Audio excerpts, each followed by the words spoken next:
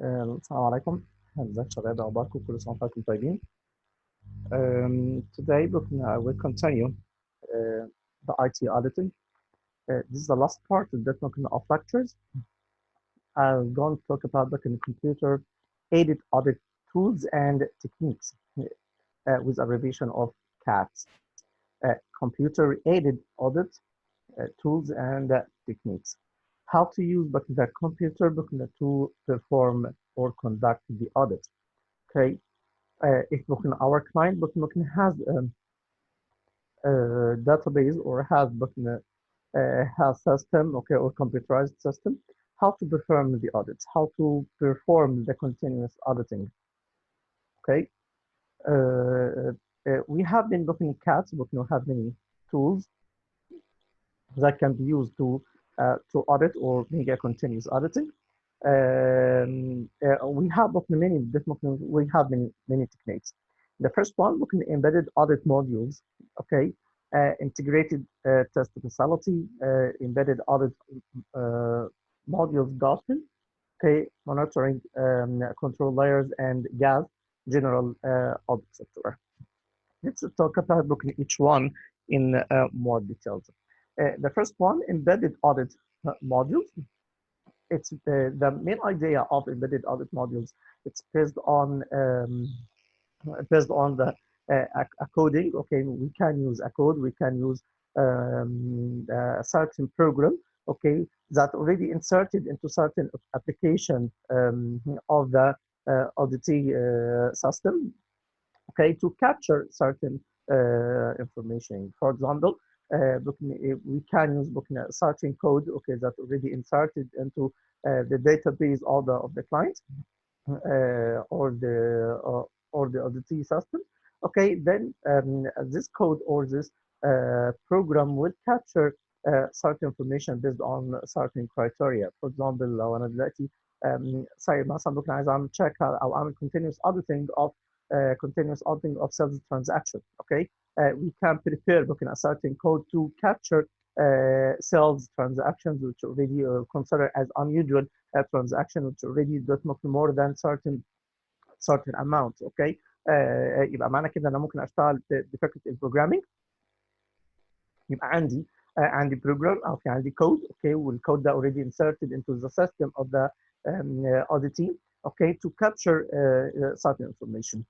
ده بنسميه embedded audit modules. Okay, it's based on حاجه اسمها non-native code. يبقى بوكنا embedded audit modules are specialized programming modules that are inserted into the client system to achieve the purposes of continuous auditing by capturing the audit related information on a continuous basis. يبقى الفكره هنا what to check on whatever the transaction. لو انا عايز for example لو عايز اعمل check على sales transaction to identify the unusual sales transactions. اوكي، يبقى ممكن اشتغل بفكره الامبيدد اوديت modules. يبقى ان في عندي certain program او في عندي program والprogram ده already inserted into the production system or the client system. Okay, to capture the unusual sales or unusual transactions. Based on embedded audit modules, looking techniques, the code of for performing the audit related activities is developed in the application's programming language and implemented inside the target application. انا ممكن ادخل الكود دوت جوه السيلز ترانزاكشن او جوه الداتابيز بتاعت السيلز، وممكن ادخله جوه الداتابيز بتاعت البيرتشيز او جوه الداتابيز بتاعت البيرول or whatever. Okay, not to capture certain information. Okay, يبقى انا في عندي زي بروجرام او في عندي كود. اوكي، الكود ده بستخدمه to capture information based on certain criteria. يبقى this code is considered non-native code. اوكي، يبقى ده مش بيعمل البروسيسنج of sales transaction، لا ده just بيعمل capturing للانفورميشن. يبقى احنا الفكره، يبقى انا لو في عندي بروجرام او في عندي database، اصلا الداتابيس دي already used to run the process او to run the transactions. اوكي، السيلز ترانزاكشن بعمل بوستنج ريكوردنج وبوستنج، بعمل ابديتنج للريليتد اكونتس اند سو اون. يبقى ده اسمها بروسيس او دي اللي بنسميها اللي هو الابلكيشن اللي موجود عندي. بس انا مش بتكلم على الابلكيشن، بتكلم على how to audit this application. اوكي، او how to select data from this application. يبقى انا في عندي other code or other program okay already inserted into the application program. اوكي، اللي هو التارجت ابلكيشن اللي موجود عندي. okay, to capture that ممكن certain data based on certain criteria. okay, فده بنسميه non-native code. okay, يبقى embedded audit modules it's based on حاجه اسمها non-native code. ان بيبقى في عندي code بيعمل capturing the information based on certain criteria. okay. The second technique, integrated test facility. According to this technique, it's based on حاجه اسمها fictitious entry in database. يعني for example ان انا to test the accuracy of the application انا ممكن ادخل fictitious data. اوكي انا ممكن ادخل data والداتا دي not real data. اوكي that not actual data to test the process او to test the control of certain application. يبقى انا ممكن ادخل fictitious data او ممكن ادخل في الداتابيز بتاعتي دي unreal data.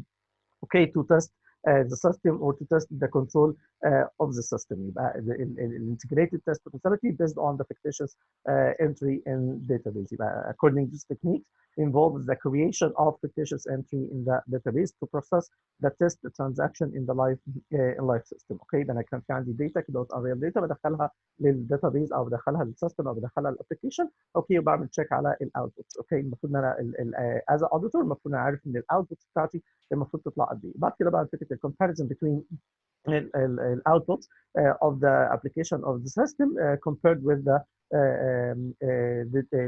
outputs it's already known by the auditor. اوكي بعد كده بعمل comparison وبعمل تشيك على السيستم ده كان السيستم ده كان الكنترول بتاع السيستم ده كان effective or not effective.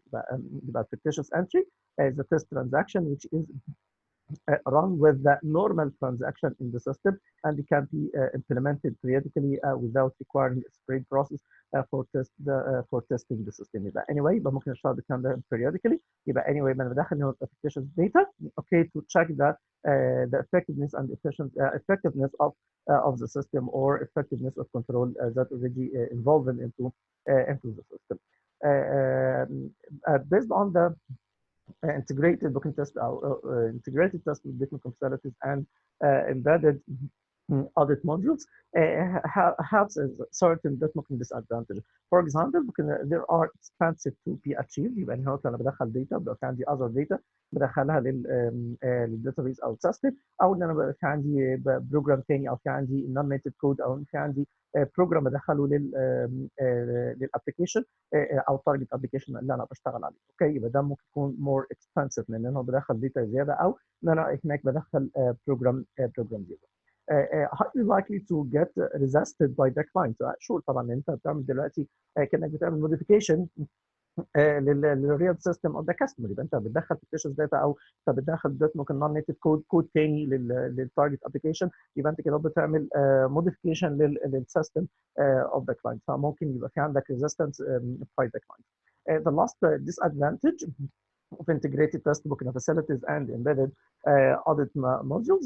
Here another problem is that they slow down the system. يبقى انا ممكن يبقى في عندنا overload للداتا للداتابيز اللي موجوده عندي او ان هو برضه لما بدخل ممكن other programs يعني زي ما بيسموه كده بيخلي السيستم تقيل شويه وهو بيشتغل بيعمل slow down the system.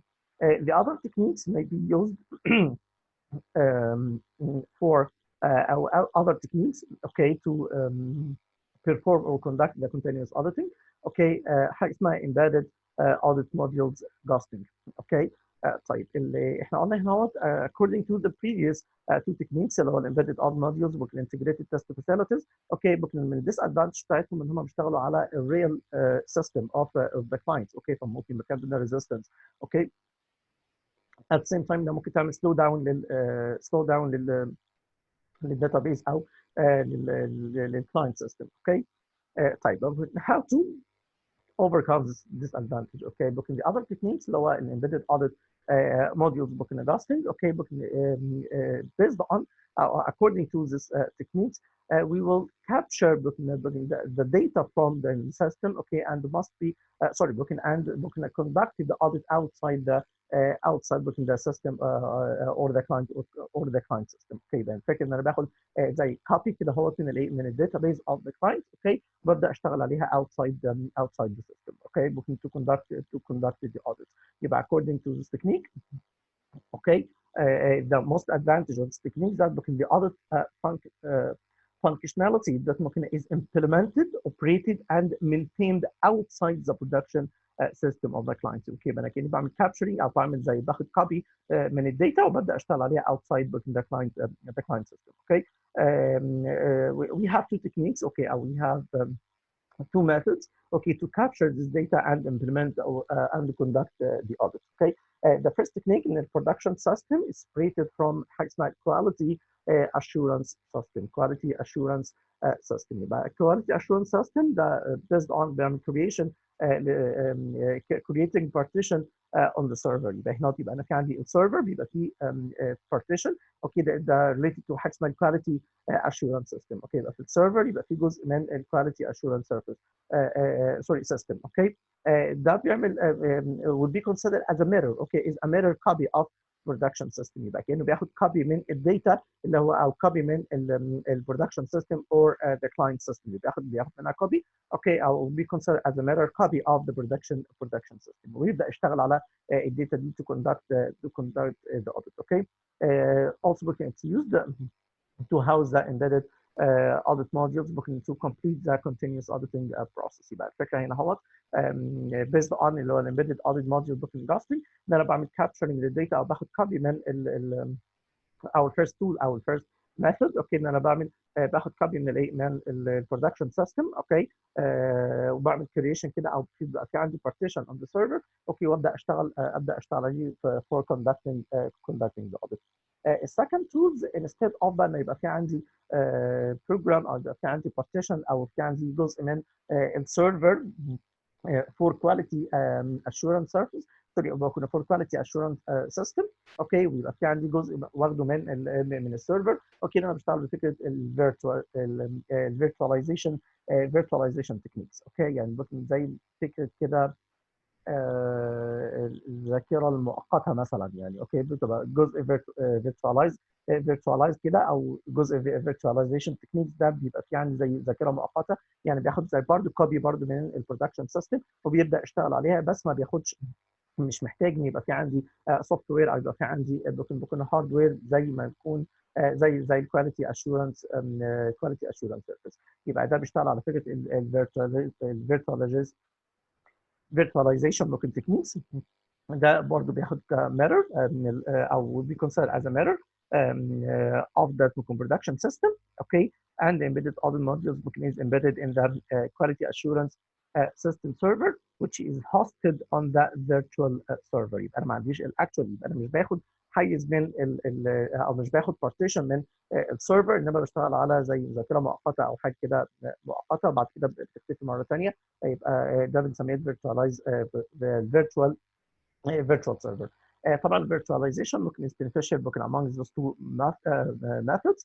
Okay, as it's required less physical hardware space and less memory to operate. يبقى ده برضو ال advantage of second tools اللي هو virtualization techniques. الادفانتج of the embedded audit booking adjusting in general. Okay, booking retains the integrity of the system and reduces the cost of the system as well. يبقى هنا الفكره هنا ان انا بشتغل بوكن outside the system of the clients. Okay, بوكن at the same time الكوست بتاعتي هنا بتبقى less than other techniques اللي هم embedded audit modules or integrated test facilities. بس طبعا we have already definitely disadvantage of these techniques. Okay, the main concern once in the existence of non-native code, okay, embedded in the ghosting system, affecting the transaction in the ghost system to an extent where the system trudges along on and possible failure. يعني هو يعني زي ما بيسموه كده يعني ممكن هو تشتغل النون-native كودز ده على حاجات احنا اوريدي مش محتاجينها او اوريدي حاجات احنا مش محتاجين احنا نشتغلها يعني. اوكي ده فكره disadvantage او main concern for embedded audit modules costing. The next technique اللي هو monitoring control layers. Okay, our layer it will be considered as a bridge. Okay, and will create a bridge between auditing system and the client system. يبقى كان عندي زي bridge between looking the audit system looking at the client system for transferring the data. يبقى انا بقدر اعمل transfer للداتا، بعمل capture للداتا، بعمل filtration of data، بعمل storing للداتا based on this bridge. طبعا the most advantage of this bridge ان ممكن يكون عندي الكلاينت عنده اكتر من database او اكتر من system.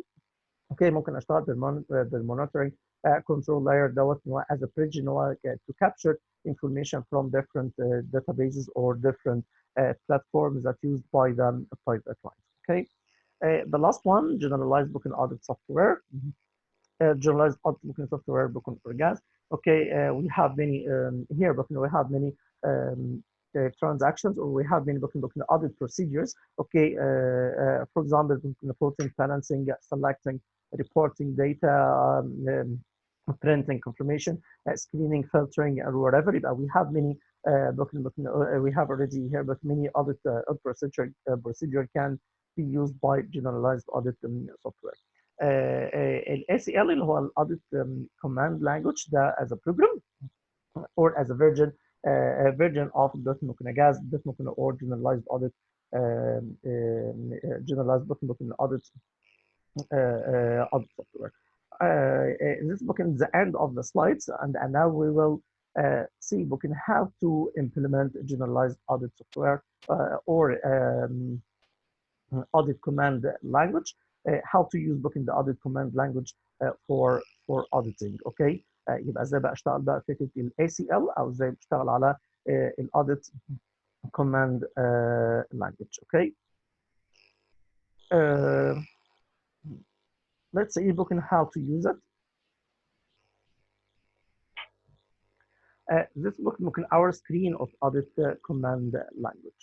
Okay, يبقى لازم يكون في عندي البروجرام اللي هو ال audit command language to audit or to conduct the audit through the computer. لو انا في عندي الكلاينت كان عنده computerized system. Okay. طيب فكره التكنيكس اللي احنا ممكن نستخدمها to conduct the audit. In continuous auditing based on embedded audit or computer aided audit tools and techniques, whatever back and embedded audit modules or integrated test facility or ghosting or whatever.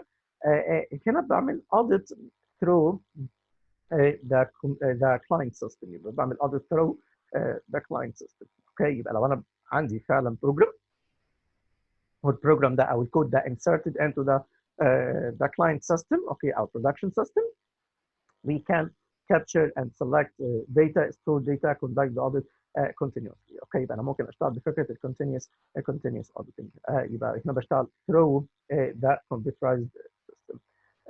طيب لو انا في عندي كلاينت هو ما عندوش فكره الكمبيوتر سيستم او بيشتغل بالبي سي بس، يعني ما عندوش الداتا بيز، ما بيشتغلش مثلا باوراكل، ما بيشتغلش مثلا بساب بروجرام اور whatever. اوكي انما هو بيشتغل بالبي سي، يعني ممكن يشتغل على الاكسل شيت مثلا، او ممكن يشتغل على سوفت وير supported by Excel or whatever. اوكي هنا ممكن استخدم الاي سي ال اللي هو الاوديت كوماند لانجوج to capture and select data. اوكي وابدا اشتغل بالاوديت كوماند بالاوديت كوماند، او ابدا اشتغل بفكره الاوديت كوماند to select the data, importing data, اعمل تشيك على الجابس بتاعت الداتا or whatever. يبقى anyway ممكن I have this ممكن audit command language او which already installed.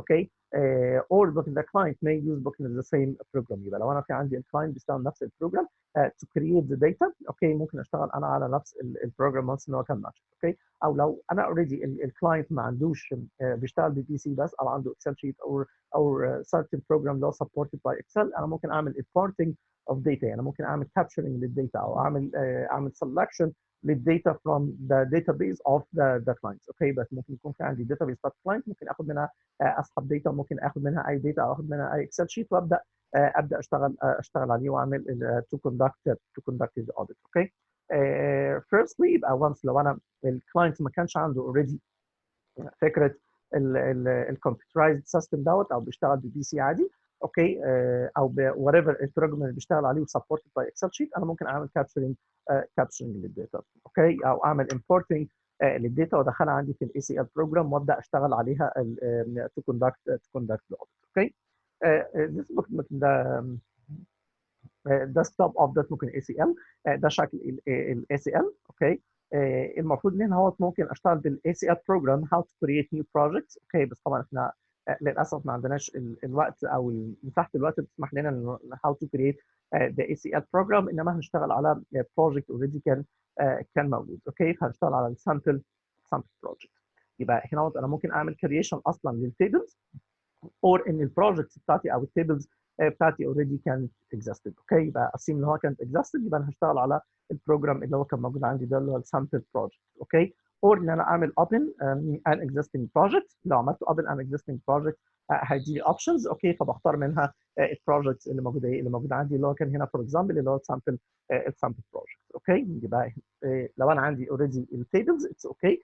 لو انا مش عندي التيبل او ده الاي سي ال بروجرام بتاع الاوديتور. اوكي. انا ممكن اعمل كابتشرنج للداتا او اعمل سelection للداتا from database of the client او production يبقى الفيرست اي سي ال. اوكي. او الفيرست كوماند او الفيرست اوديت كوماند ان انا اعمل importing of data. يبقى انا لازم يكون في عندي tables، لازم يكون في عندي data اوكي related to sales transactions or purchase transactions, payroll transactions or whatever. اوكي. عشان ابدا اشتغل عليها to conduct the audit. يبقى لو انا في اصلا الكاستمر كان عنده الاس سي ال بروجرام اتس اوكي. طب لو مش عنده الاس سي ال بروجرام بيشتغل وات ايفر البروجرام، يبقى انا لازم اعمل كابتشرنج للداتا، اعمل سelection للداتا. يبقى الفيرست كوماند اللي هنبدا نشتغل عليه ان انا يبقى في عندي داتا عشان اشتغل عليه، يبقى بعمل importing of data. طيب ازاي اعمل importing of data؟ اوكي. ازاي باخد الداتا من الكلاينتس؟ اوكي. بس نو وي هاف تو واي. انا ممكن اجي هنا اهوت في الجزء ده اللي هو البروجكت نافيجيتور. ده الداتا بتاعتي او ده البروجكت اللي احنا بنشتغل عليه. البروجكت ده contains طبعا هنا الفايلز اللي موجوده قدام حضراتكم دي او التيبلز. هنا في البلس.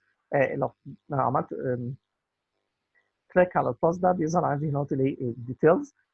الديتيلز اللي هي او الكونتنت اوف each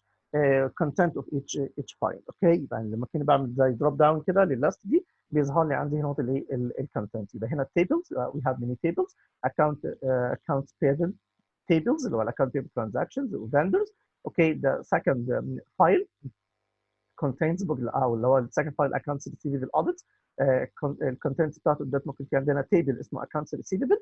اوكي. هنا الاكونتس receivable scraps. اوكي. او test script also contain many tables اللي هو الكاستمر والترانزاكشنز. اوكي. والباد فايل والدات ممكن قدامي and so on. يبقى الفكره هنا او ده البيرول. we have departments employee master file. اوكي. the payroll file sales work departments and so on. يبقى according to ACL program for booking the project navigator here we have already files and the tables. لو انا عندي التيبلز دي بشتغل على طول to conduct audit. طب لو انا مش عندي التيبلز دي اوكي او انا مش عندي الاكسل شيت دي او يعني فور اكزامبل ده الاكونتس بيبل ترانزاكشنز. اوكي. this can just table. اوكي. زي فكره الاكسل شيت بالظبط. اوكي. هنا فور اكزامبل في عندنا الفندر نمبر، الفندر نيم، الفندر سيتي، invoice number، invoice date، invoice amount، product number، الكوانتيتي، اليونت كوست and so on. يبقى ده كده التيبل. يبقى للاسف احنا ما عندناش وقت ان احنا نتكلم على how to create التيبل. انا هختار ان احنا اوريدي الداتا موجوده عندي وانا ببدا اشتغل عليها to conduct the audit. طيب لو انا مش عندي التيبل ده يبقى لازم اعمل capturing للداتا دي اصلا منين؟ from the client. يبقى ممكن اجي اعمل capturing للداتا دي by two ways. The first one اوكي ان انا ممكن اروح على الفايل. اوكي. واعمل كده زي دروب داون ليست. اوكي. فايل دروب داون ليست. select a new table.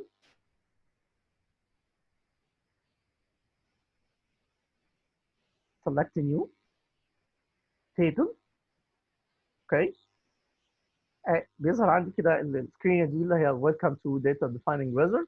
اوكي. بشتغل معاها عادي خالص. next. اوكي. we will select the platform. which platform؟ اوكي. يعني فين الداتابيز؟ انت تختار الداتابيز دي منين؟ اوكي. from desk. اوكي. ولا الاو بي دي سي اوكي، ولا ده كان external definitions or whatever. اوكي، ده هنا بعمل selection للبلاتفورم اللي انا بسحب منه الداتا. اوكي next. assume that we have a desk. اوكي الديسك لو انا في عندي على الديسكتوب بتاعي او في عندي على الكمبيوتر بتاعي اكسل شيت whatever. اوكي او لو انا في عندي access او في عندي database I'll just have a selection for the Excel sheet for example. اوكي هنا بحدد ال selection of data بعد كده identify booking the probabilities بتاعتها يبقى the way that has determined that character set of your data you know وده كان IPM mainframe sorry اوكي ولا many computers اوكي ولا بشتغل على PC اوكي assume it was from PC. اوكي next. هنا بيحدد لي ال type of the file اوكي ده كان XML file ولا Excel file ولا XBRL file or whatever. اوكي assume it was Excel file. هو طبعا المفروض ان هو بيسلكت الداتا وانا كنت حاطط له اكسل شيت كان المفروض ان هو يعلم على الاكسل فايل. اوكي next. Sorry but we have an error here other than the file format يعني assume. اوكي المفروض ان هو لو عمل كابشرنج للداتا صح المفروض كده هيظهر هنا الاكسل شيت وابدا اديله next. اوكي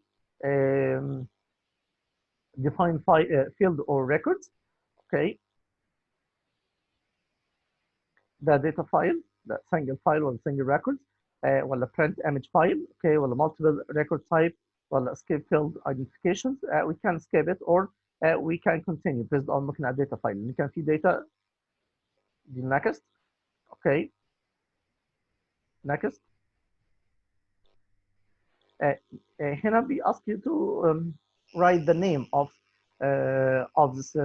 this file. اوكي يبقى هنا ممكن اكتب النيم of file for example triple H. اوكي then next. هنا بيعمل زي description كده للداتا definitions اللي هو جابها لي قال لي والله ده كان في عندي table data source file. اوكي ده احنا جبناه منين السورس بتاعنا كان هنا من الديسكتوب. اوكي الكاركتر set. اوكي ممكن record length ممكن escape length number of field ممكن field name اللي هو triple H and so on and just finish. اوكي table untyped book change ممكن saved. اوكي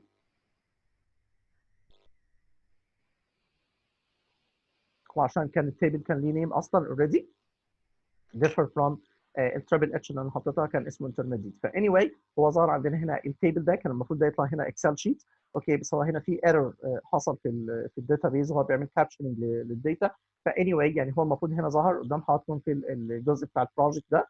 اوكي ظهر هنا في تيبل تاني اسمه انترميديت. اوكي التيبل ده ما كانش موجود. يبقى انا ممكن اعمل importing of data يبقى انا ممكن اعمل capturing of data. اوكي يعني عشان يظهر هنا التيبل ده المفروض هنا طبعا كانه كاكسل شيت او يظهر هنا المفروض تيبلز وممكن اشتغل على التيبل ده. بس هنا في للاسف في ايرور في السيستم لان الفيرجن بتاعه ده كان قديم شويه للاسف يعني. فاني واي يبقى هنا ده التيبل اللي هو imported from database or from Excel sheet or from the client production booking production system or client system. اوكي يبقى انا كده كاني عملت كابشرنج للداتا فاوريدي عندي تيبل ابدا اشتغل عليه بالاوديت كوماند. اوكي عشان بس هو انا في مشكله فانا هعمل ديليتد. اوكي رجعت مره ثانيه للبروجكت. اوكي اللي كان موجود عندي وما كانش فيه هنا التيبل. يبقى anyway يبقى الفيرست الفيرست ده ممكن يكون الفيرست كوماند اللي هو to capture data to conduct the audit. عشان اقدر اعمل فكره الاوديت يبقى لازم يكون في عندي tables او project انا بشتغل عليه. يبقى تاني لو انا عايز اعمل capturing للداتا يبقى اروح عند الفايل new table وابدا اشتغل مع الفيزور ده اديله next. اوكي هو بيعمل selection هنا للبلاتفورم. اوكي بجيب الداتا بتاعتي دي منين بالظبط. بعد كده بعمل next. اوكي بعمل selection لاكسل شيت. Let's use the other one. Okay, it's already selected from PC. Next. Excel file. هو هنا جاب Excel file عادي. اوكي هو اللي حط هنا الاكسل فايل يعني ده ممكن عمل selection data وعمل identification probabilities of of this file. Next. Select Excel worksheet. Okay. Next. File name, whatever. Triple H or whatever. Okay. يبقى هنا جاب لي الديسكربشن وفinish. هنا عشان النيم برضو كان متغير. اوكي هدي له اوكي. ظهر هنا عندي ترابل اتش وظهر هنا يبقى الفايل اللي فات كان فيه مشكله، هنا ظهر عادي جدا ما كانش فيه مشكله. هنا تيبل عادي خالص. اوكي هنا الستودنتس نيم وهنا السيت نمبر بتاعهم كان كده. اوكي ده الميجر.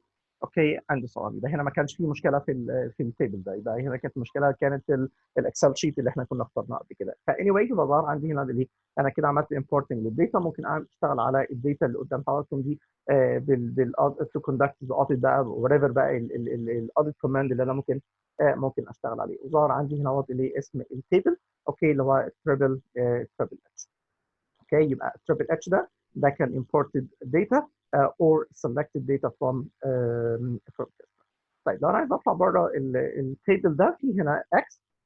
هدوس اكس كده هرجع للبروجكت بتاعي مره ثانيه. اوكي يبقى لو عملت دوست اكس هنا تو كلوز الفايل اللي انا كنت شغال عليه. اوكي برجع تاني للبريفيوس ويندو. اوكي يبقى هنا في عندي التريبل اتش ده imported data. اوكي طيب ده كده الفيرست اوديت كوماند. اوكي ان انا لازم يبقى في عندي داتا ابدا اشتغل عليها. اوكي طيب هنشتغل على كده الداتا اللي كانت موجوده عندنا في السامبل بروجكت. اوكي assuming we will use looking at accounts payable transaction. اوكي يبقى التيبل ده اللي هو الاكونتس payable transactions. For accounts payable transactions كان عندي هنا table، كان عندي vendor name، كان عندي vendor number. اوكي الادرس والinvoice number والinvoice date and invoice amount والproduct number والquantity and so on. Okay. The second command اللي ممكن نشتغل فيه التوتال field. اوكي يعني لو عايز احسب دلوقتي التوتال invoice amount. How to calculate the total amount of purchases. Okay, for example يبقى هنا طبعا في عندي purchases عايز اوصل للتوتال amount of purchases بشتغل على الانفويس invoice amount. Okay, how to calculate that total amount. Here we have 102 records. Okay يبقى في عندي 102 records عشان اقدر اوصل للتوتال amount of invoices. اوكي يبقى مش هقدر اجمع الكلام ده كله، ممكن اجمعه by one step. We have two commands can be used to calculate the total of the field. اوكي whatever بقى الفيلد انا عايز احسب التوتال amount of units اللي هو الكوانتيتي برودكتس ولا الاماونت بتاعت البيرتشيز انفويسز. اوكي ولا التوتال كوست او الكوانتيتي، ممكن احسب التوتال كوانتيتي and so on. اوكي assuming let's calculate the total of invoice amount. How to calculate the total.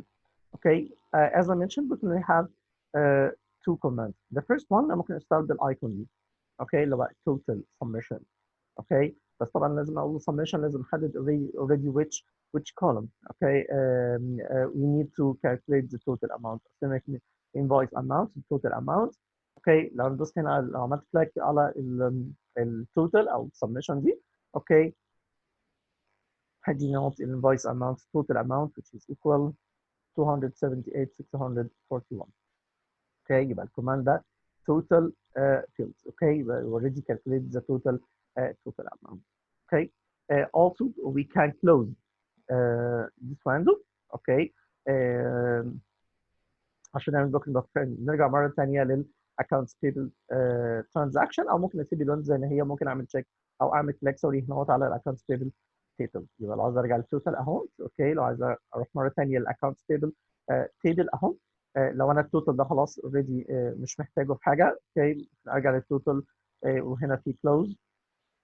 يبقى رجعت كده مره ثانيه للاكونتس تيبل ترانزاكشن تيبل. اوكي يبقى الفيرست كوماند ان انت تو امبورت داتا، يبقى في عندك تيبل فور اكزامبل زي الترابل اتش اللي احنا عملناه ده. اوكي وابدا اشتغل على الداتا دي، اور ان انا دلوقتي لو انا في عندي فيلد وعايز احسب التوتال بتاعته. يبقى في عندي total field. يبقى to calculate the total field يبقى انا هقف نوت على الفيلد. اوكي الهيدنج اوف ذا فيلد. اوكي بعمل submission. اوكي or ان انا ممكن اشتغل بطريقه ثانيه to calculate the total amount. بروح هنا click top of the invoice amount, for example columns اللي احنا عملناه دلوقتي on the table. Okay, then we can go to the window drop down options.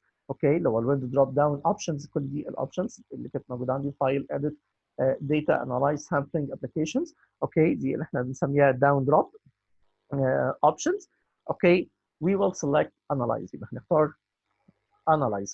اوكي يبقى بروح نوت على الداون الدروب داون اوبشنز. اوكي او from window drop down options we can select analyze. اوكي هيظهر عندي هنا المنيو بتاعتي او هنا ده في المنيو بارت في عندي دروب داون. اوكي analyze select total field. اوكي total field the same result. اوكي يبقى to calculate total field we have two options or we have two ways to calculate the total. Maybe we can use this amount this icon or we can go to the analyze. Okay from menu part طبعا. وإذا كان عندي هنا drop down of drop down options of analyze we can select total field. Okay so the result will be equal 278. يبقى عندنا في two ways to calculate the total field. Okay يبقى برضه we can close it. نرجع مرة ثانية للaccounts table transaction table. Also we can use book in the other field or sorry book in other command. نعمل حاجة اسمها sorting. Okay book we can perform a quick sort. Okay we can use sort data. Okay for any field. Okay either from lowest to highest or from highest to lowest. يبقى بعمل نوت الداتا بتاعتي to be in order او نخليها in order ascending or descending. Okay ascending or descending. يبقى انا عايز اعمل دلوقتي make this invoices in order. Okay from lowest to highest or from highest to lowest. Okay also we can click on the heading of the field. Okay to that we wanted to sort. Right click, we have quick sort ascending and the quick sort descending. Okay assuming if you want to look into order this field from highest to lowest or from lowest to highest, we can use quick sort ascending. Okay assuming we can select the quick sort ascending. It's already done. Okay from lowest to highest, which started by 14.88. Okay at 21, 31, 174. Okay 397. The last records. Okay with invoice amount which is equal 56,767. Okay we have to option عشان نرجع مرة ثانية ممكن اشتغل بالايكون ده. اوكي اللي هو remove filter. اوكي لو كنا عاملين filtration ممكن نرجع بالايكون دي or برضه right click on the heading واعمل undo or quick sort off. quick sort off. اوكي يبقى لو عملت quick sort off برجع مرة ثانية للتيبل بنفس الشكل اللي كان موجود عليه. يبقى احنا كان دلوقتي how to import data, how to calculate the total each field. Okay إذا احسب التوتال field, how to sort the data. Okay looking for highest to lowest or from lowest to highest. Okay يبقى عشان اعمل مرة ثانية sorting بضيف هنا زي heading of the column or the heading of the field. Okay right click, quick sort ascending or descending. Assume we will use descending. 556 767. Okay هنا في 1440. Okay until 13 I think. 14.88 دوت ريت. ارجع مره ثانيه رايت كليك كويك سورت اوف كويك سورت اوف. يبقى كده رجعنا مره ثانيه to the original table. We can use book in the other audit command. We can perform a filter. ممكن اعمل فكره الفلتريشن. Okay. ممكن اعمل filtration of data. Okay. That already used to ask a question of data. Okay, without adding any field if you want. To perform the filtration or to perform the filters, okay, click edit view filter button. Let's look in our filter button. Okay, edit view filter button. Okay, this button for filtering the data. Okay, click on edit view filter button. Let's look in our filter button. When you click it, okay, here we have 3 types of data. Okay.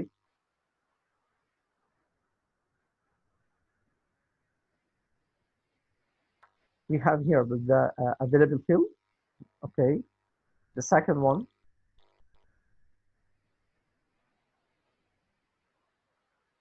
is expression. Okay. We here we can have expression box for filtering the data. Okay. The expression box here consists of the available field. Okay. Name of field, invoice amount, booking invoice date, invoice number, product number, quantity, unit cost, vendor number, and so on. The second, operators, okay, equal, more than, less than, more than or equal, and or, okay, will be considered as operator. Okay, the last one we have functions. Okay, so based on the expression, how to prepare the filter. Okay, looking ازاي اعمل فكره الفلتريشن of data. Okay, يبقى انا في عندي هنا الفيلد، في عندي الاوبريتور، في عندي هنا numeric numbers and characters value or date. Okay, يبقى هنا الداتا عندي هنا ممكن تبقى in terms of date، الداتا عندي ممكن تكون in terms of numeric value or maybe in terms of character value. ممكن لو انا بتكلم على for example دلوقتي على الانفويس amount ده numeric number، الديت ده date. It's okay. ممكن نتكلم هنا على الفندر، هنا برضه vendor number it's numeric. Okay, quantity numeric data. Okay. ممكن يكون عندي هنا الفندر name or whatever، يبقى ده بنسميه character. Okay. How to perform the filtration. Okay, ازاي اشتغل بفكره الفلتريشن دي. Okay, let's take an example. Assume that if you wanted to filter the invoice amount, okay, to identify the invoice amount or invoices with amount equal certain amount, more than certain amount, less than certain amount, let's see it.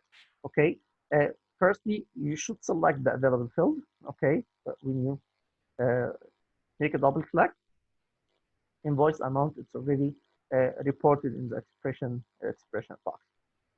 Okay, لو انا بدور على الانفويس amount. Okay, assume that ان بدور على invoice amount which is equal or less or more.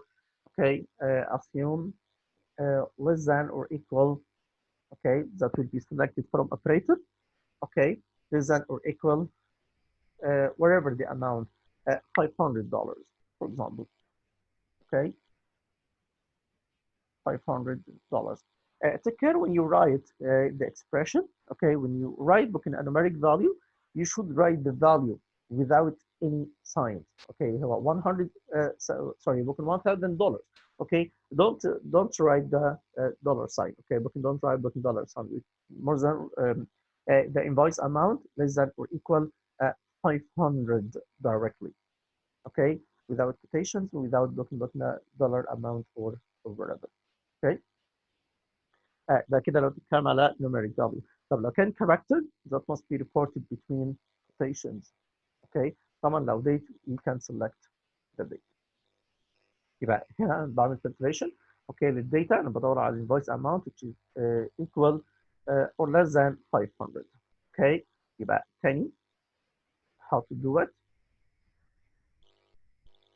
You should write this button to view edit, or sorry, we can edit view filter. Here we can have the available field operators. Okay, and the numeric value, character value, or date. Okay, لو ندور على how to filtration إذا أعمل فكرة filtration of invoice amount for example. Okay, يبقى double click on invoice amount. It's already recorded, or sorry, it's already written in the expression box. Okay, less than or equal, more than or equal, yes or no. Okay, or equal or whatever. Okay, لو انا بدور على الفلتريشن بدور على الانفويس اماونت less than or equal 500. once انا بعمل رايت لل using طبعا الكيبورد $500. اوكي يبقى 500 without dollar sign. then اوكي يبقى هنا جاب لي الفيلد اللي هي which is equal more than sorry less than or equal 500.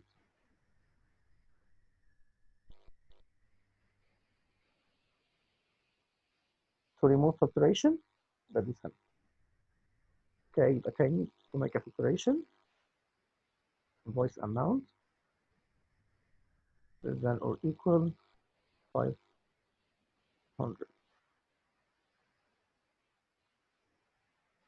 اوكي يبقى جاب لي كل الانفويسز اللي هي less than or equal 500. هنا 265 هنا 14.88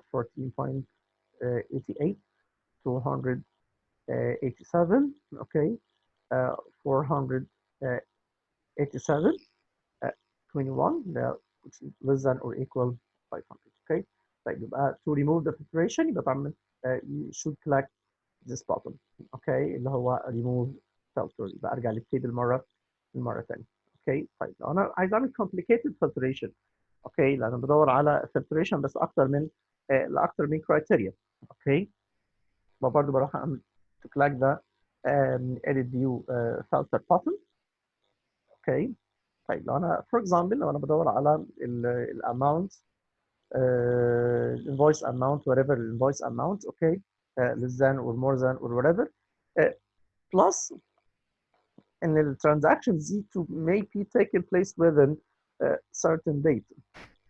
اوكي يبقى لو بدور على invoices والinvoices دي already taken place او transactions دي taken place during the certain period. يعني ممكن انا as a auditor محتاج ان انا اعمل تشيك على الداتا او اعمل تشيك على الداتا اللي هي already او transactions اللي هي already taken place close to the end of the year. اوكي عشان اتاكد من say مثلا من الكات اوف audit objectives. اوكي في elementary يبقى ممكن يكون فيها defective الكات اوف objectives او audit objectives. اوكي عشان اعمل تشيك على الكات اوف ممكن اعمل هنا تشيك على الانفويسز واتاكد ان الانفويسز او transactions دي كانت already recorded once the transaction that can already taken place close to the current period اتاكد ان هو it's already recorded as a relative period. For example لو بنتكلم عن invoice amount اوكي بدور على داتا ممكن تكون الداتا unusual. لو بتكلم على transaction كان unusual for example هنا ممكن يكون $50,000 for example يبقى invoice amount okay which more than or equal $50,000. اوكي يبقى بنقسم ان $50,000 ده كانت الاماونت سوري الاماونت دي كانت unusual بالنسبه لنا. اوكي يبقى انا بدور على invoice amount more than $50,000. at the same time واحنا عايز اعمل تشيك على الداتا دي اللي هي close to the end of accounting period يبقى ممكن اشتغل هنا على الاوبريتور ممكن اخد and or اوكي ممكن اخد مثلا for example and اوكي and الداتا اللي هي close to the end of accounting period يبقى هنا بحط date. اوكي يبقى you should write you should click on date اوكي واعمل selection للديت. طبعا الداتا دي طبعا عارف ان current period كانت 2000. اوكي فهنا ممكن اعمل track. اوكي for example هنا 31 or 30 or whatever.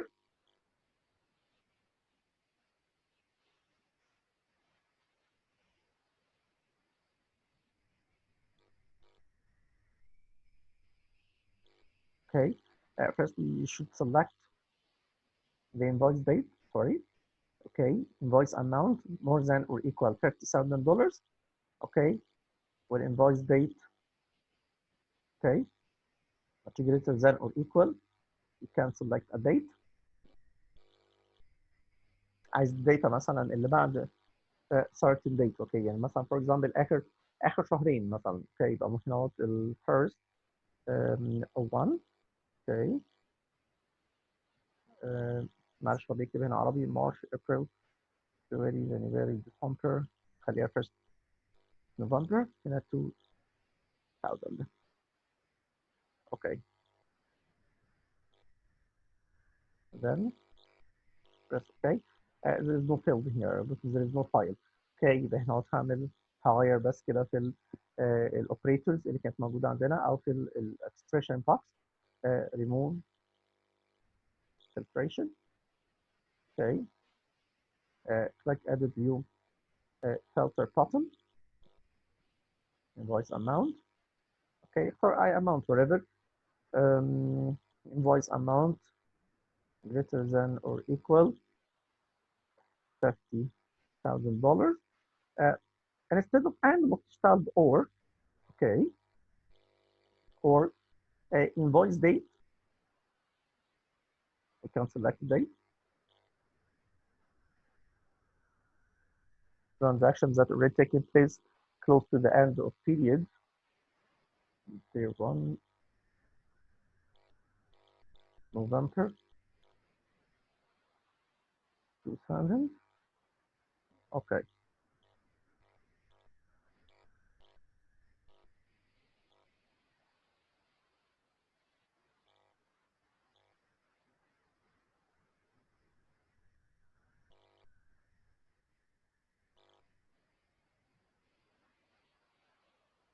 Okay, invoice amount booking which amount greater than or equal, then I can see space, I think.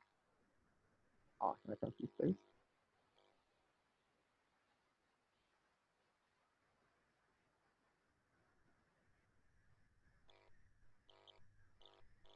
Yeah, let's see booking the other jumper. ممكن تكون الداتا دي مش موجودة أو مش available بالنسبة له.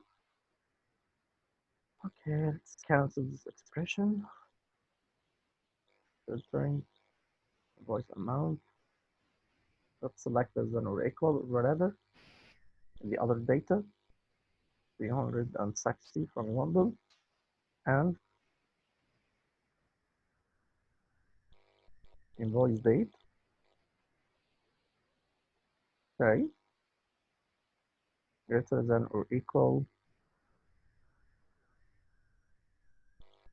whatever date. Okay, 2000.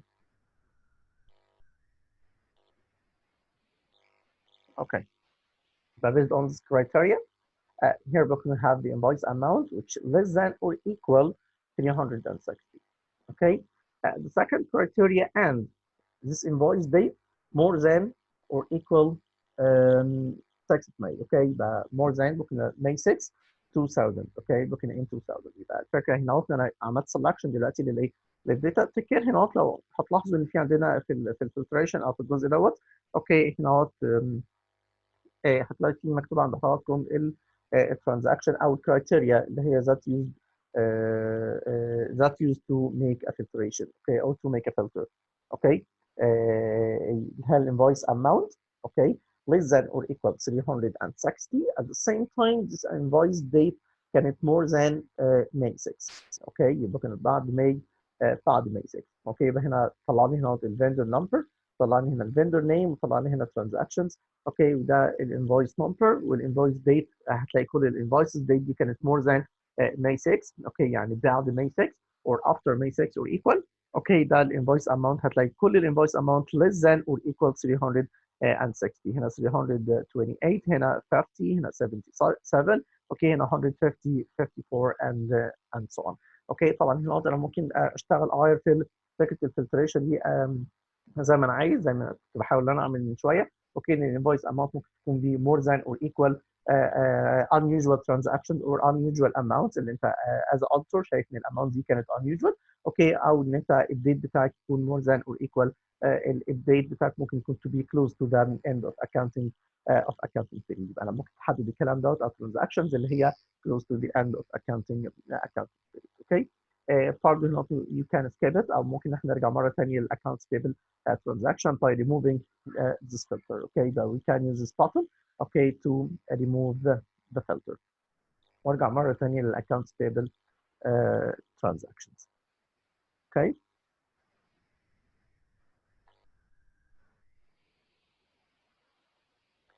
The other command that can be used to conduct the audit, age command. Let's talk about age command. ممكن فكره الايج كوماند انا بدور على الايجنج سكادجول. يعني لو انا في عندي بالانس اوكي وليه ديو ديت عايز اعرف الديت ده او الدين ده اوكي بقى له فتره قد ايه اوكي او الديو ديت بتاعي كان بقى له قد ايه او ترانزاكشنز او الانفويسز او سيلز او الانفويسز ممكن او بيرتشيز او whatever الديت بتاعها او الديو ديت بتاعها بقى له قد ايه. هل هو within the credit period ولا كان more than الكريدت بيريد. هو عدى الكريدت بيريد ولا ما عداهاش. طب لو عدى الكريدت بيريد يبقى عدى الكريدت بيريد ده قد ايه and so on.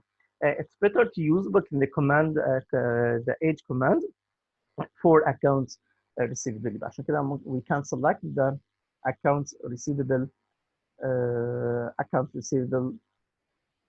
table. Okay. Here we have accounts receivable table. كان عندنا هنا customer name, invoice date, due date, okay, the reference or whatever, transaction type, okay, and transaction amount. Okay, ده اللي هو accounts receivable table. We can use booking the age command. How to use the age command?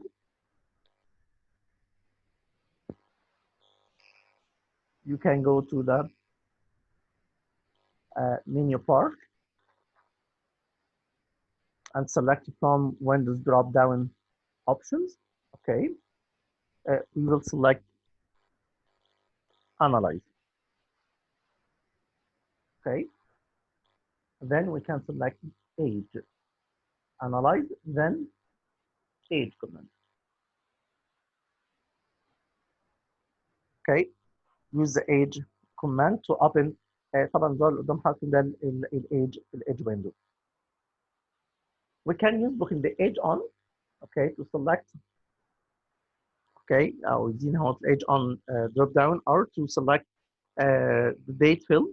Okay هنلاقي عندنا هو الديت field. Okay اللي هو الانفويس date والديو date. يبقى هنا في عندي invoice date or due date. يبقى هنا تاني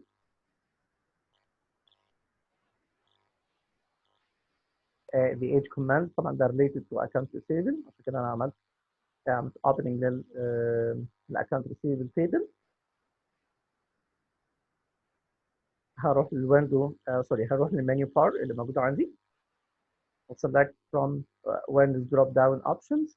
You can select analyze then age. Okay طيب طبعا بتكلم على الديو ديت او بتكلم على transaction date يبقى بروح للاتش اون هيظهر في عندي الانفويس ديت and the due date. Okay we can select whatever book invoice date or due date. Okay assume we can select the due date.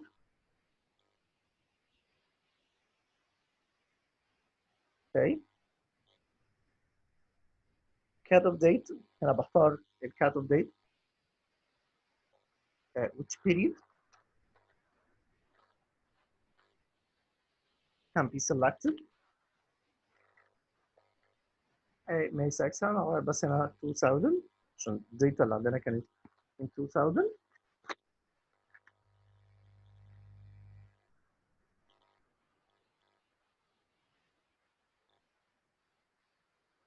اوكي بعد كده بروح بالسب توتال فيلد وهنا المفروض ان انا بعمل سelection للاماونت او هنا المفروض يبقى في عندي اكتر من فيلد او سب توتال فيلد. when you click on sub total field لو صار عندي اكتر من amount يبقى we can select a transaction amount. okay يبقى in the sub total field the command dialog اللي قدامنا ده we can click on the name of the numeric field. اللي احنا عايزين نعمله فكره الايدنج. Okay, then we can write the cutoff date، الفتره اللي احنا عايزين نعمل عليها check للامount of transactions. هنا May 6 2000. Okay, او ممكن اختار end of the year يعني whatever. Okay,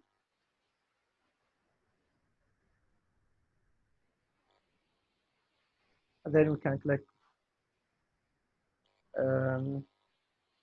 click OK.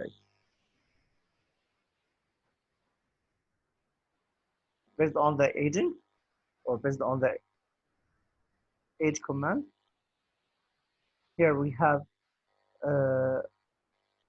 514 transactions. The due date بتاعك كان less than 0. Okay, and we have 19 accounts or transactions. The due date أو البيريود بتاعتهم أو الaging بتاعهم from 0 to 29. and لسه الديو ديت بتاعهم within from 0 to 29. اوكي يبقى كان عندنا 514 transactions.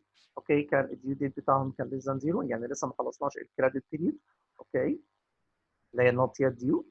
اوكي transactions اللي عدى عليها from 0 to 29 days كانوا 19 transactions. هنا في عندنا 34 transactions كان الديو ديت بتاعهم او احنا عندنا due date okay from 30 to 39 and so on. okay طبعا هنا more than 90 اللي هي بقيه الايه the remaining of transactions. هنا عملت كليك على الترانزاكشنز دي هيظهر ايه هي الانفويسز ومين الكاستمر نمبر.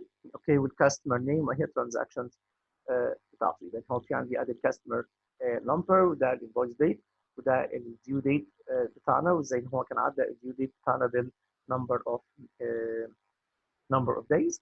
اوكي ودي هنا transaction type ودي هنا transaction amount.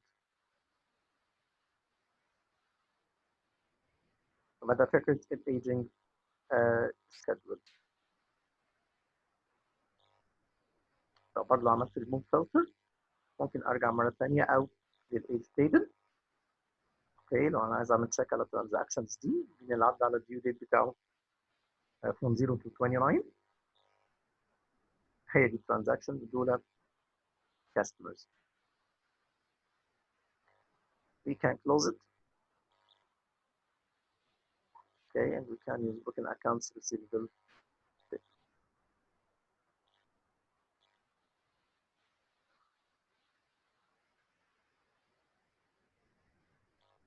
remove filter عشان ارجع للاكونت ريسيفبل تيبل مره ثانيه.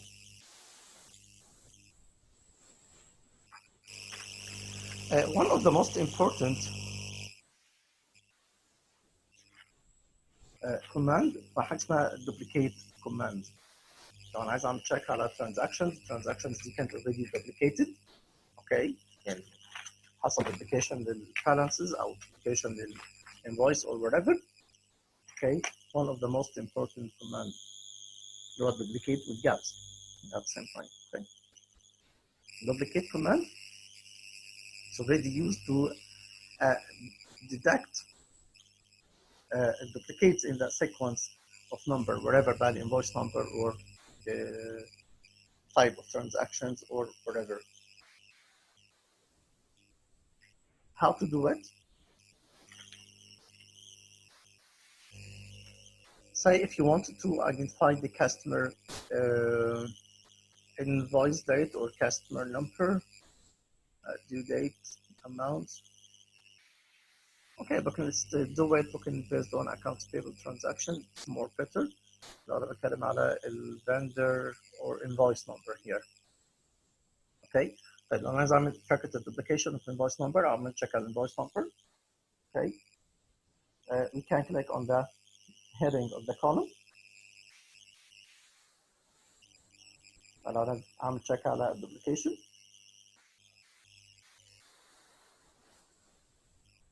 Then we can use the menu bar also and select from one drop down options analyze, then look for duplicates. Look for duplicates.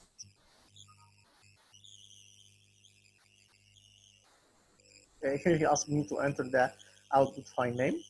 اوكي ده لو انا كنت عايز ادور على فايل، او ممكن استخدم هنا فكره تو سكرين، يعني ممكن يظهر بس قدام السكرين انستد اوف فايل. يبقى لو فايل يبقى هنا محتاج ان انا اكتب الفايل نيم.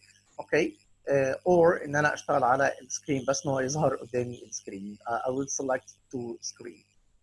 Okay then okay here there is no duplicate detected. Okay يبقى ما كانش في عندي فكره الدوبليكيشن. Okay related to this invoice for ممكن invoices. Here we haven't any duplicated amount. Okay يبقى كل invoices هنا كان ليها sequence ما كانش فيه duplication. Okay let's check the other one. Okay invoice date, invoice amount, second invoice date, analyze, look for duplicate. Here we have invoices at the same date. Okay we have 3 records في الديت الاولاني دوت. Okay 4 records second date and so on. Okay يبقى هنا ممكن اعمل check. Here we have 75 duplicates detected. Okay because the first one. Here we have 3 invoices it's already taken place at the same date. Okay يبقى transaction Z it's already taken place at the same date.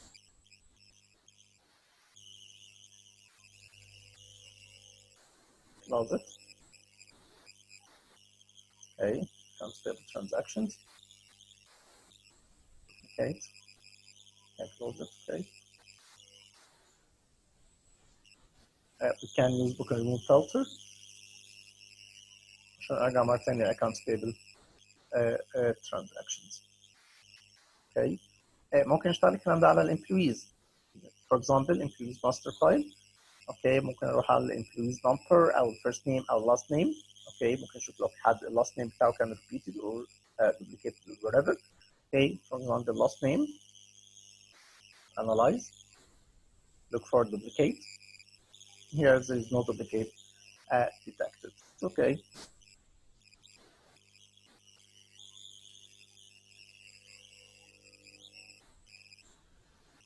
وده duplicated transactions. ولو رجعت تاني accounts payable transaction ممكن اعمل check على invoice date او invoice amount. Okay example with invoice amount, analyze, search for duplicates. Here there is no duplicates detected.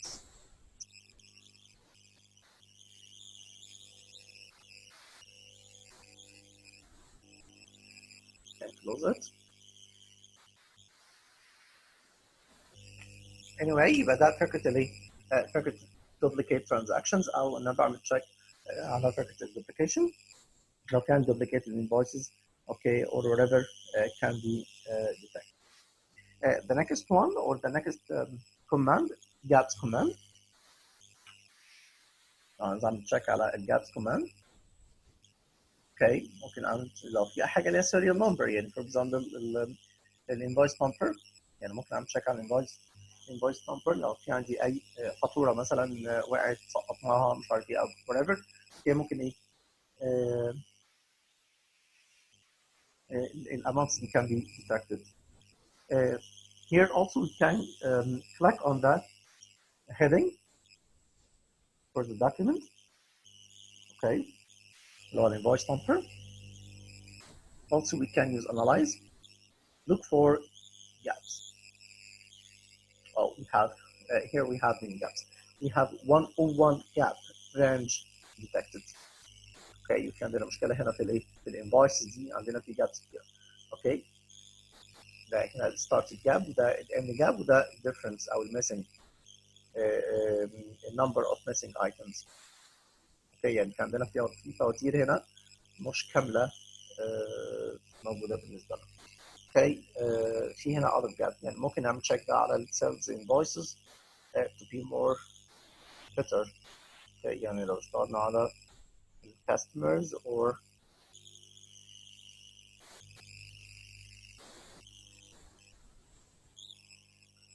example, customer name, address, salary, state, credit limits.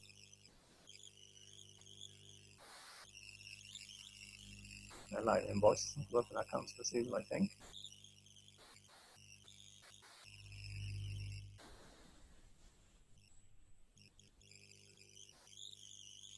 Invoice number, that's right, okay. We can identify the missing invoice number of sales, okay.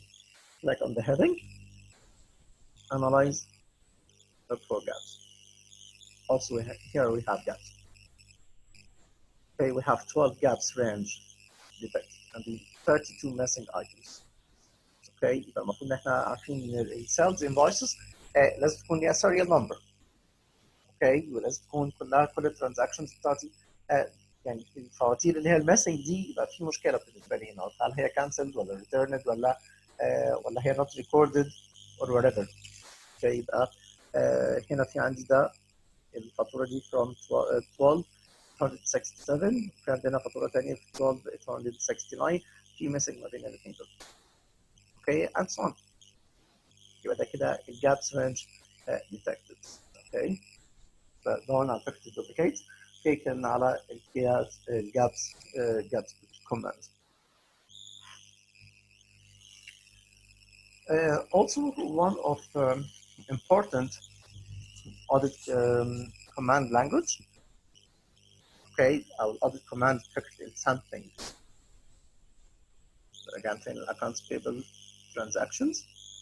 اوكي، انا ممكن ادور على فكره السامبلينج. اوكي، لو انا بعمل ديتكشن او انا بعمل تشيك على السامبل. اوكي، which number can be used or which invoices can be detected, okay, randomly or under certain conditions. Okay, let's see. ممكن assuming we will try to find sample. Okay, بروح هنا على فكره السامبلينج.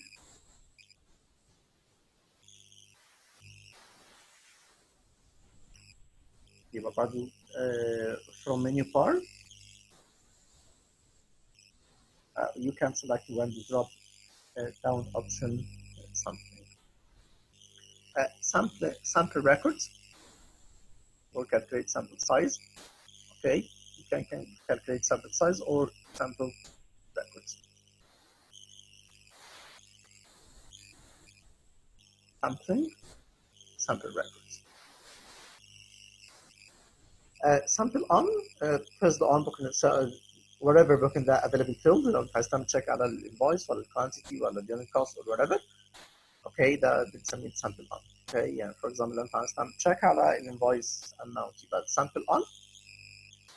اوكي، invoice amount for example. اوكي. البارامتر which related to sample. عايز تعمل تشيك على السامبل which sample تشتغل على fixed interval ولا cell ولا random. Okay, let's use random. السامبل type تشتغل على اليونتس ولا records.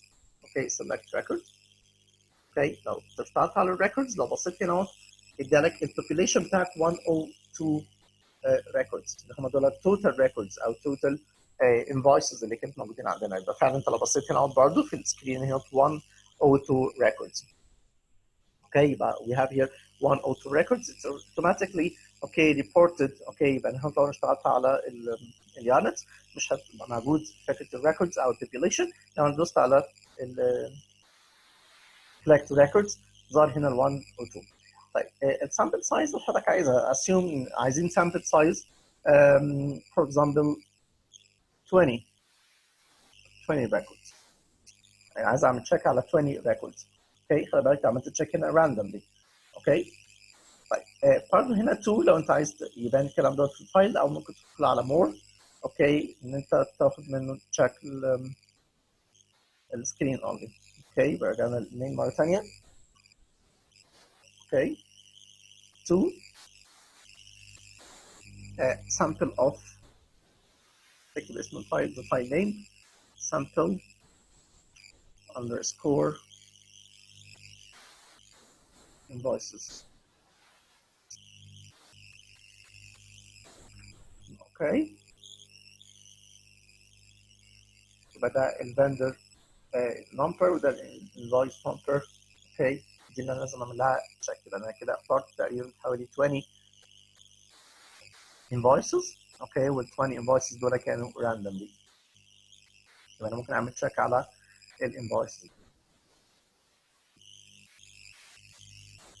اوكي، يبقى ده موضوع السامبلينج لو انا بشتغل راندوملي.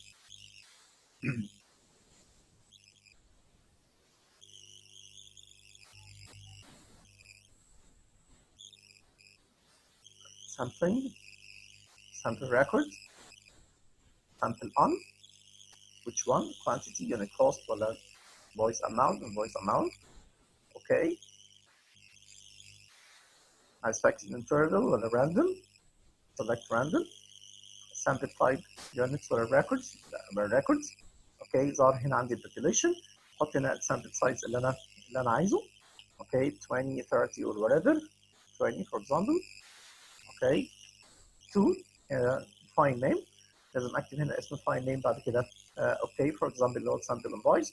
اوكي، بعد كده بس اوكي يظهر عندي ليه السامبل انفويس از تيبل. اوكي، يبقى ده 20 invoice. 20 invoices must be inspected.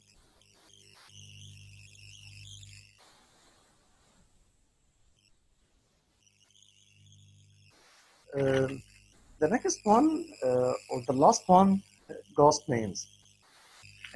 Sometimes the company may pay for employees, okay, that not hired in the organization. أنا ممكن يبقى في عندي شخص أصلا already مش موجود. يعني أحيانا الناس اللي هم البروجرامر بيتعاملوا بالطريقة ديت، إن هو ممكن يبقى في شخص غير موجود، أو يعني الناس اللي بتعمل داتا انتري أو بتدخل الداتا. أوكي، ممكن يبقى في عندنا fictitious employee. أوكي، يبقى هو نفس الامبلوي بس ممكن يكون بيقبض مرتين. يعني ممكن الاقي نفس الاي دي، نفس الداتا، وبياخد يعني ممكن يقبض مرتين. طب how to detect it؟ اوكي، ممكن ازاي اكتشف فكره الجاست نيمز؟ اوكي، يبقى هنا ممكن اشتغل على البيرول اناليسيس. اوكي، we need two tables اللي هو employee master file. ممكن اعمل payroll. اوكي، the payroll table ده most important. Here we can join tables. بقى ازاي نعمل فكره joining tables. Okay, payroll master file. Based on menu bar, we can select data, then join tables, data, then join tables. According to this dialog box, we have primary key. We can select the primary key. In general, we can use employee number. Okay, لأن الemployee number ده يعني ما بيتغيرش. Okay, but we can use employee number as a master, or as a primary key. Okay. The second one from secondary table.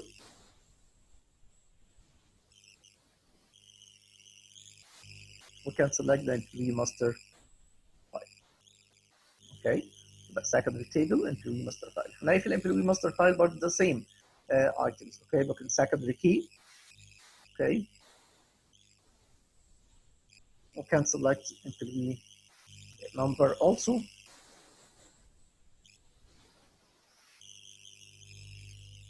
Employee number to join two tables. يبقى عشان اقدر اعمل فكره joining between two tables يبقى انا بختار هنا نقطه ايه؟ primary key وبختار secondary key. في البرايمري كي والسكندري كي لازم يكونوا الاثنين واحد whatever بقى. كان هنا ممكن اختار مثلا employee number وهنا الemployee number، او هنا التشيك نمبر يبقى هناك التشيك نمبر. اوكي، هنا لاست نيم يبقى هنا لاست نيم، هنا فيرست نيم هنا فيرست نيم. بس اتس بيتر ان انا to join two tables. عشان انا اعمل joining of two tables اتس بيتر ان انت تستخدم unique field. يعني ممكن field ده بيبقى ليه unique amount. اوكي، فور اكزامبل فكره الامبلوي نمبر ان هو will not be repeated. يعني مش هلاقي في عندنا two employees have the same employee number. Okay.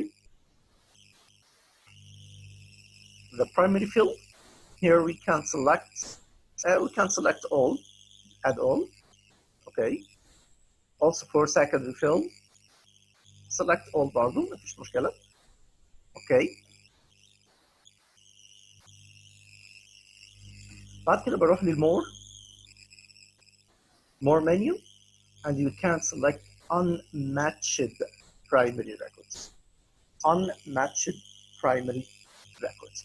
اوكي يبقى انا في عندي هنا التو tables اللي هو الامبلوي ماستر فايل والبرايمري او سوري او البايرول تيبل والامبلوي ماستر فايل تيبل. تمام كده اوكي وعملت جويننج. اوكي وعايز اعمل تشيك على الجاست نيمز. اوكي لو بدور على لو في عندي امبلوي كان في ريبيتد امبلوي اوكي او في عندي هنا البروجرامر كان عامل فيك امبلوي اوكي او شخص ممكن يكون بيقبض مرتين اور whatever. يبقى بدور على ال unmatched primary records. اوكي كده برجع للمين. اوكي بعد كده to fill for example ghost names ghost underscore names then okay. This ghost name modified already exists. It's okay.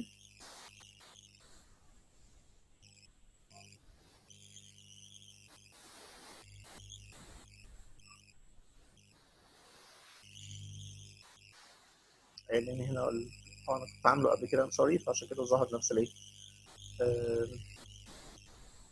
نفس الديت الثاني. That's okay. Let's do it again. Date join tables. Okay. For primary key we will select employee number as a master key. Okay. Secondary key also employee number.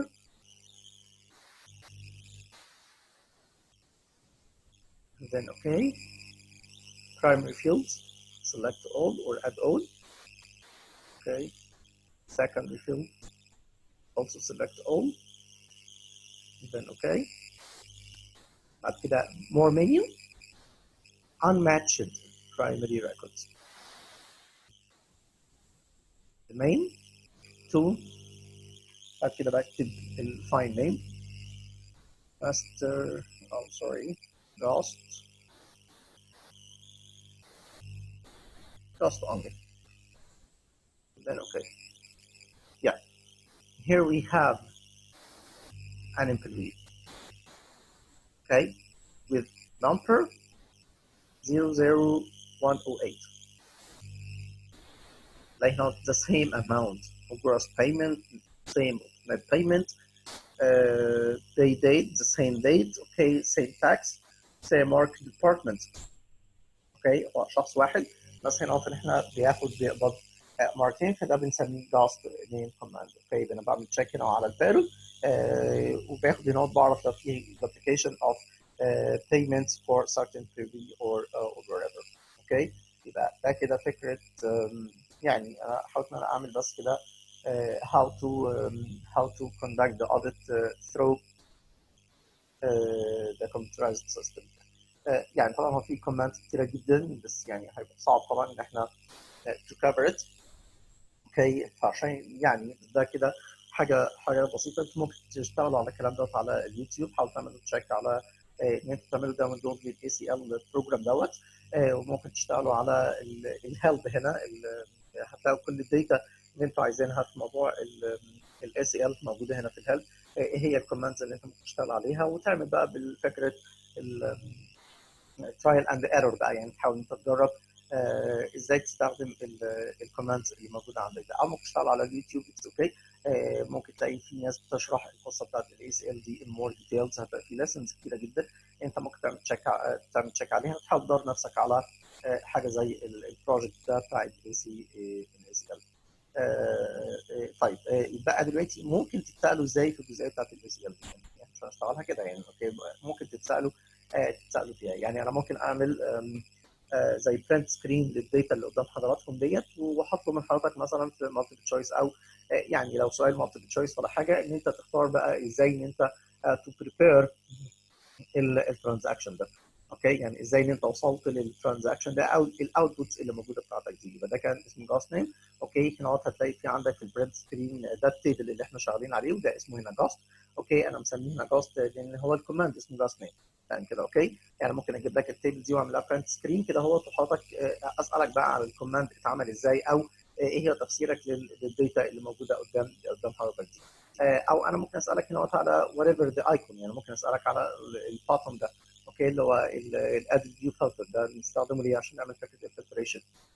اوكي طيب الباتون ده انا تو ريموف ذا فلتر. اوكي او ممكن اسالك على اي داتا احنا اشتغلناها. برضه فور اكزامبل هنا فكره اللوج ده بيطلع هنا هو كل طبعا ده هنا الاوفر فيو اوف داتا او بيديني هنا هو النافيجيتورز. اوكي او الداتا اللي احنا اشتغلناها او الداتا اللي كانت موجوده عندنا سوري. اوكي اللوج ده يطلع هنا هو زي هيستوري كده يعني لكل الترانزاكشنز اللي احنا اشتغلناها. انا ممكن اسالك على اللوج ده الريسبونسبيلتي اللوج باتن دوت احنا يعني بتفسره ازاي او بيدي لك ايه. ده ممكن تستخدمه لو انا مثلا از سوبرفايزر ممكن اتشيك على السب اوردينتس الموجودين عندي يعني الستاف الموجود عندي اتاكد ان هو قام بالتاسك بتاعته ولا لا. يبقى انا ممكن ادخل على الداتا بتاعته واعمل تشيك على اللوج ده. اوكي واطلع هنا هو كل التاسك اللي هو قام بيه. لو رجعت كده هتلاقي كل التاسكس اللي احنا اشتغلنا عليها ازاي حسبنا التوتال فيلد اهو فور اكزامبل وازاي وصلنا لفكره الفلتريشن. اوكي وازاي عملنا فلتريشن وكمان عملنا الدوبليكيت وعملنا اوبن هنا للانكلوي ماستر فايل وعملنا فكره الدوبليكيشن.